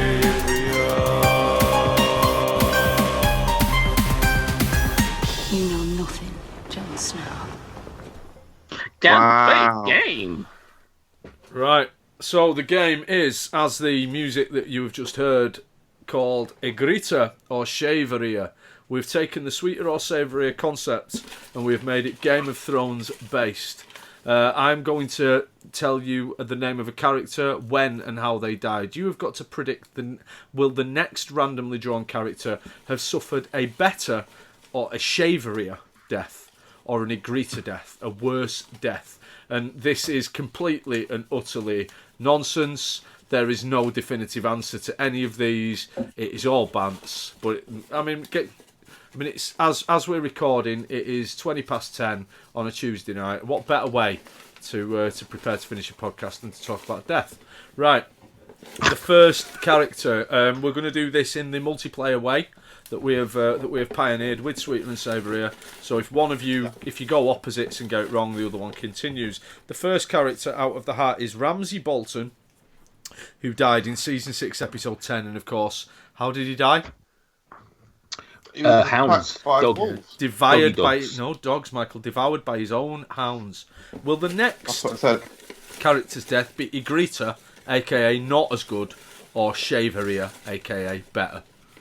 Yes, I have assigned value to Egrita and Shay. Right. So Egrita is Worse, a less interesting. yeah, less interesting death. Oh, ooh. I'm gonna go Egrita. Michael? I think it's to greet you as well, but in the interest of having at least one of us go forward guaranteed, I'm going to sacrifice for the sake of the game and say Gransoner. So early in the game. Gransoner. Shaveria. Shaveria. Who's grandson? It's Master Emmon, who I would go so far as to say is probably the egretist death in the hat, in that he died of old age in his bed. Just old, isn't he? Shit. That is about as egrete as it gets. So, Michael, unfortunately, you're out. Well, I sort of win because I was quite polite in letting Nate answer Yeah, first. you were. Really. Yeah, you I wanted Egret. almost paid him back for giving you that fighting for your point back in Quivia. Nathan, will the next death be Egrita or Shaveria? Well, like you just said, his is the worst of all the deaths in many ways. So it's got to be. It can only be Shaveria. Okay, we have Which is a great word to say out loud. We've got Viserys Targaryen. Oh, what a great death this was. Molten gold poured over his head after he really annoyed Khal Drogo. That is very much a Shaveria death. It was a great death. Early doors, it was one of the most violent, gruesome deaths that I think we've seen in a TV programme. Yeah, he died. Didn't he die at an orgy wedding as well? Like, even the setting of it was, a bit mental. Yeah, it was his sister's wedding, wasn't it? When his sister, was it not when she married Khal Drogo? Yeah, it must be. Yeah. We'll have to go Egrita. Okay, the next death is Shireen Baratheon, sacrificed to the Lord of Light at her own father's / Melisandre's command. It was a horrible death, and it was in terms of moving plot forwards on. It was what turned Davos into really shone the light on Davos as far as where his loyalties lay. Yeah, I do think it's Egrita. It's close though, isn't it? Because there was, I think I've got a tendency to like a death that's warranted. So for example, Ramsay Bolton's death is a very shavery death because we wanted it and we want it to be as gruesome as possible. Whereas with Shireen, no one wanted Shireen to die. It was horrible, but it wasn't. There was no satisfaction to it, and the satisfaction in some of them pushes them up a bit. All right, now I'm arguing against myself a little bit here because I personally think it might be Shaveria because it was shocking. It came at the hands of somebody who loved her, and ultimately was unnecessary because it was supposed to essentially get Stannis to survive the winter and to win against Ramsay. So We need the casting vote of Michael. Yeah, Michael, would you go Egrita or Shaveria? I'd say Egrita. Right. Pouring of molten gold is a very symbolic, unique, and fantastic death. It also reminds me very much of the death of Wolverine, who had molten adamantium poured over him in the comics several years ago. And for that reason, it would always trump it. Right, there we go, Nathan. You're wrong. Okay, so you're wrong in that you are right. Excellent. Okay. The next move death is Stannis. Oh, Oh, wow. hang on, wait. I haven't even given you I didn't give you an Egrita or Shavria off of Shireen. In that case, it's not Stannis then. Stannis we'll gets move thrown on. away. Will it be Unless Egrita? you throw him back in afterwards. Will it be Egrita or Shavria? Oh, see now this is difficult. I think her death is still on the Shavria side. If we're sort of going left to right. Yeah, I'm gonna gamble on Egrita. Egrita, then Shireen Baratheon. We've got Tommen Baratheon committed suicide jumping from the top of the Red Keep after his mother had murdered Marjorie. Yeah, remember that? Yeah, bitch. It's definitely Egrita. That it was a naff death. Tommen just chucking himself out of the window. Loved Marjorie. Did you really? Oh, I couldn't stand her. Oh yeah, I liked her. Yeah, I bet you did. I didn't. Yeah. I didn't see that myself.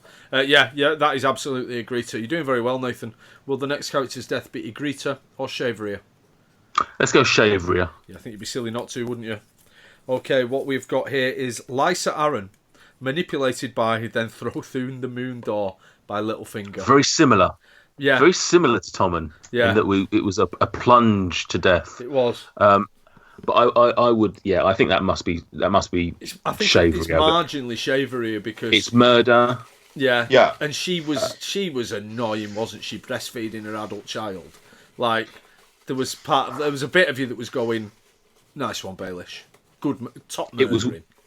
It was witnessed as well. Yeah. And Littlefinger and Sansa had this little, secret. Yeah, it's got to be. That's definitely Shavria. I would just like to say though, I know we've moved on slightly from it, but Tommen's death's one of my favourites actually. Really? It's very, very well shot, symbolic, meant a lot, and sort of heartbreaking as well. Fairly shocking. Yeah, Tommen was shocking one as of well. the few Yeah, just really good characters, wasn't he? There was no edge to Tommen. Poor little Tommen. Almost to his fault as a character. Yeah. Like it was a bit boring. He was wet, almost. wasn't he? He was absolutely wet. But, yeah. Well, the next character's death be Egrita or Shavria than Lysa. I'm gonna go Shavria again. We've got Ned Stark. Oh yeah, I mean beheading. That's a pretty fucking and brutal way to go. Also, the fact that it set the stall out for what to Yeah. expect in Game of Thrones. Like, by the way, we've killed Ned.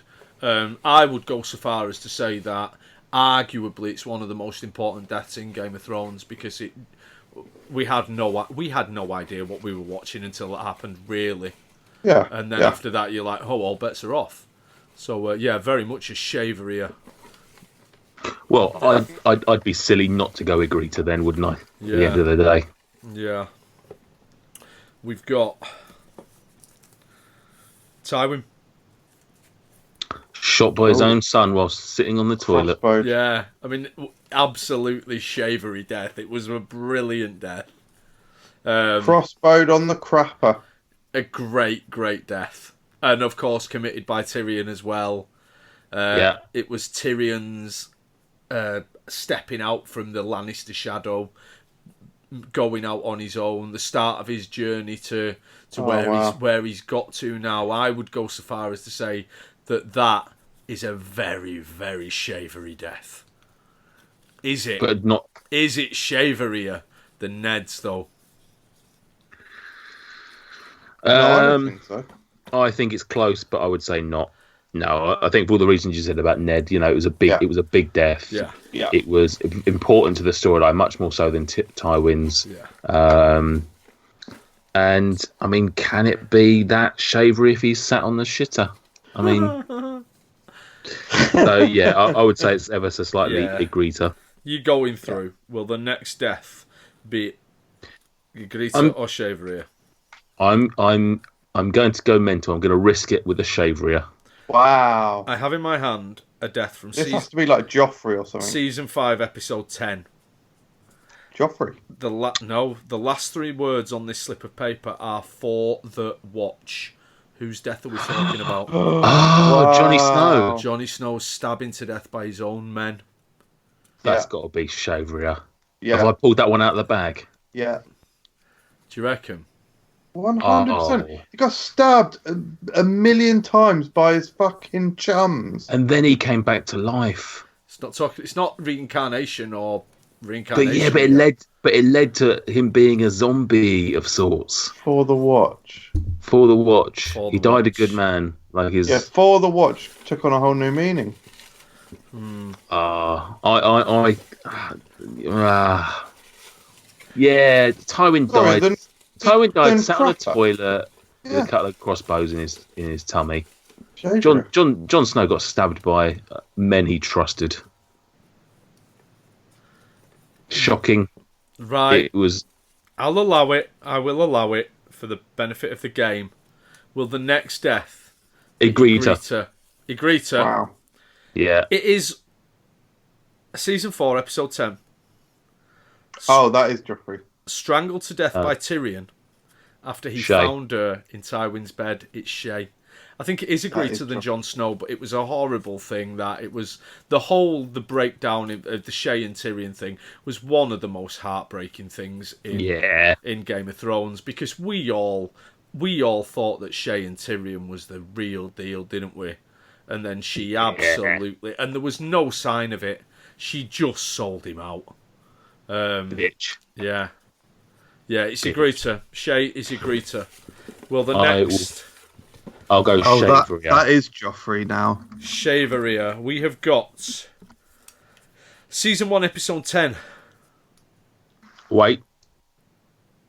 That is Joffrey now. It's not Joffrey. Season 1, episode 10. Yeah, I can't think. Who's it? Go. Succumbed to an infection from a wound sustained fighting one of his own men. Dany then used blood magic, which turned him into basically a zombie, and she smothered him to put him out of his misery. Drogo smothering by Dany. What did you go? Did you go Shaverier than Shay? Yeah, I think I did. And I think this is Ygritte. Oh, it's much. It's much Ygritte. Yeah, it's very much Ygritte than Shay's death. I thought I said Shaveria. I thought you did. Yeah, I don't remember. I'm going to happily say that I went Shaveria, and that's the end of my run. You did incredibly well. So let me see if Nearly you can... clean sweep, wasn't it? I mean, I think I put 17 names in that. Let's see if you can tell me who these people were. Season 4, episode 2, choked on poison at his own wedding. Joffrey. Joffers. Season 6, episode 5. Description is 3 words only. Middle word is the. First word is hold. Third word is door. Hold door. Hold the door. Hold the door. Hold the door. Yeah, shavery death, that weren't it? Very shavery. Yeah. This is a belter. Season 5, episode 10. Killed by Arya, basically for being a paedophile. She stabbed... can't think of his name. Sir Meryn Trant. Cut out his eyes, stabbed him multiple times and slit his throat. Oh, he was a nasty piece of work. That would be quite near the end of Shavery. Oh, very shavery. Season 3, episode 9, Red Wedding. I went for Catelyn Stark at the Red Wedding because she was the last one. Throat cut. Awful. Then we should have gone for Talisa or whatever her name is. Talisa from N-Dubs. Yeah. This is probably one of my shaveries. She got stabbed in the mouth. This was season 4, episode 10. Skull crushed by the bare hands of the mountain. Oberyn Martell. Was that episode 10? Season 4, episode 10.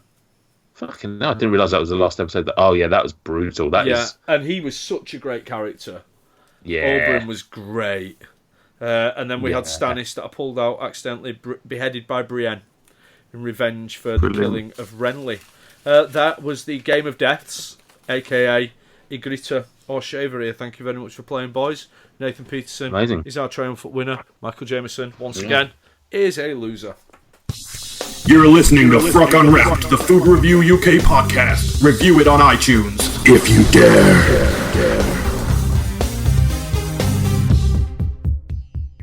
And with that, we draw on into our first ever Secret Menu podcast. Whether or not we continue with Secret Menu podcasts at some point in the future, I suppose, is up to you guys, the listeners. If you've enjoyed it, let us know. Suggestions as well. Obviously, we're only going to do Secret Menu podcasts for things that we are passionate about. We're not going to do a podcast about steps, for example. Me and Michael will. Yeah, correct. So It'd be a tragedy if we didn't. Oh, Hey. amazing. But yeah, if you've enjoyed this... We could do more than one, actually. We could do 3, 4, 5, 6, 7, 8. Oh, great. Any more steps, jokes, or... I'd do it till fucking winter's come. Yeah. Not like a Game of Thrones one. I mean, no, hang on. I'd thought of one, but I can't remember it anymore still. Better best forgotten, innit? I'd do it when winter has come. I'd be out here in the cold, numb, to the feelings gone. I've never ever felt like the cool one on this podcast until this moment. Thanks for that, guys. Right, yeah. So songs. Hope you've enjoyed listening to this. We've enjoyed doing it. Guys, we'll be back in 2 weeks' time with Christopher the Clam Clements to talk about crisps, I believe. Yeah, but sadly, without me. The torment of our show. So someone else can win Quivia. Probably Chris the Clam Clements. Hopefully, if I've got anything to do with it. Yeah. Well, you're better best forgotten. I already did the same. So. Did you do that one? Bloody repeats. I'm looking a list of 16 step songs, and I chose the one that had already been. Amazing. Well, that's embarrassing for me. That's one for sorrow. Great. See you later, everyone. Bye. Yeah. Wonderful. Thank you very much for listening, guys. The end of it. Goodbye.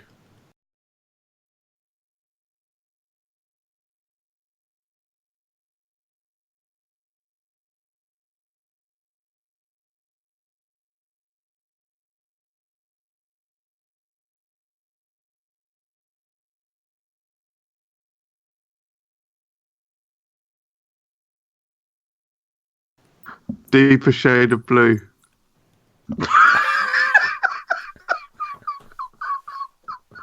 Who's your favourite? Put the members of Steps in order from best to worst. Lisa Marie Scott, all the others. Lisa Marie Scott. Lisa Scott Lee. What's that name?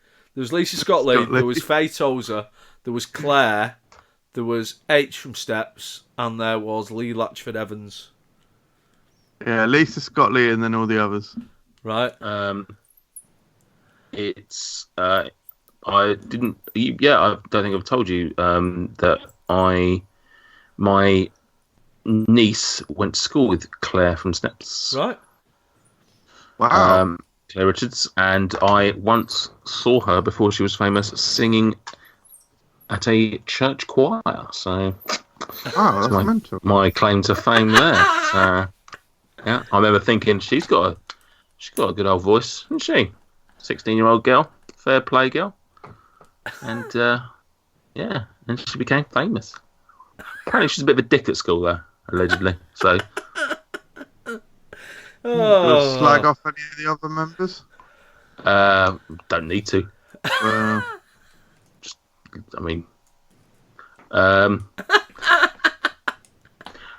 Probably the lads from Steps were my favourite because they were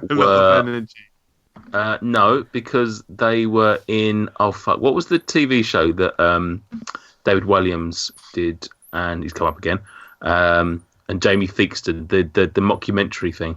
Rock Profiles. Rock Profiles. Profiles? Was that what it was called?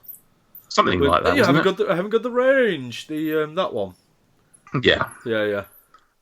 That was funny, and they gave birth to those two parodies, so they're my favourite. Nice. Probably that'll be the end of the podcast then. Yeah. Nice. Edit out the bit where I slag off Claire. Really? Keep that bit in. She might listen. Oh, sure. Oh, most of it is just a normal guy doing genuine bit. Or should we keep in the bit where he slags off the guy from stairs? Oh no, what? No, leave that bit in.